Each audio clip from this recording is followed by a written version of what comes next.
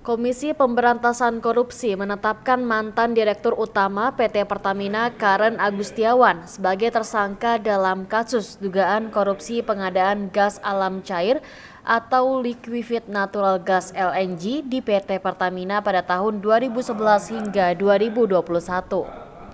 Pantauan Kompas.com di lokasi, Karen keluar menggunakan rompi oranye khas tersangka yang ditetapkan oleh KPK. Firly menyebut penyidik akan menahan Karen selama 20 hari ke depan.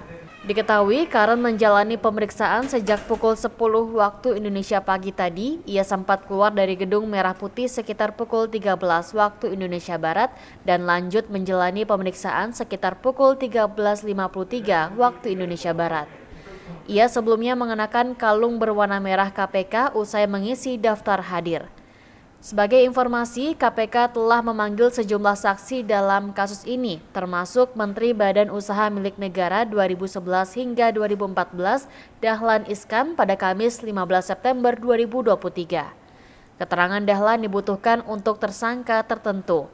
Usai pemeriksaan, Dahlan mengaku tidak tahu menahu soal pembelian LNG. Hal ini mengingat Kementerian BUMN tidak mengurus persoalan teknis belanja perusahaan. Tak hanya Dahlan, KPK juga memanggil sejumlah mantan direktur anak perusahaan plat merah itu sebagai saksi. Mereka antara lain Direktur Utama PT Pertamina 2014-2017 Dwi Sujipto dan Direktur Utama PT PLN 2011-2014 Nur Pamuji.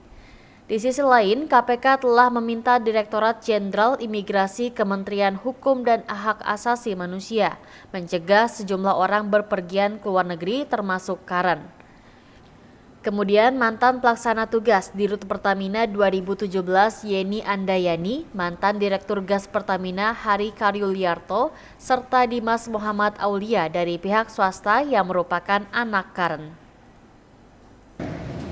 Didasarkan atas informasi dan data yang selanjutnya dilakukan penyelidikan sebagai upaya KPK untuk menemukan suatu peristiwa dan peristiwa tersebut adalah peristiwa tindak pidana korupsi.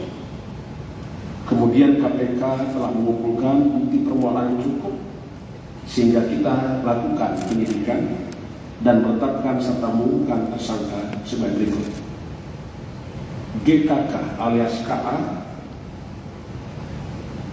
Direktur Utama PT Pertamina Persero tahun 2009 sampai dengan 2014. Untuk kebutuhan proses penyidikan, penyidik KPK telah melakukan dan akan melakukan penahanan terhadap tersangka GKK alias KA selama 20 hari pertama terhitung 19 September 2003 sampai dengan 8 Oktober 2003 di Rumah Tahanan Negara KPK.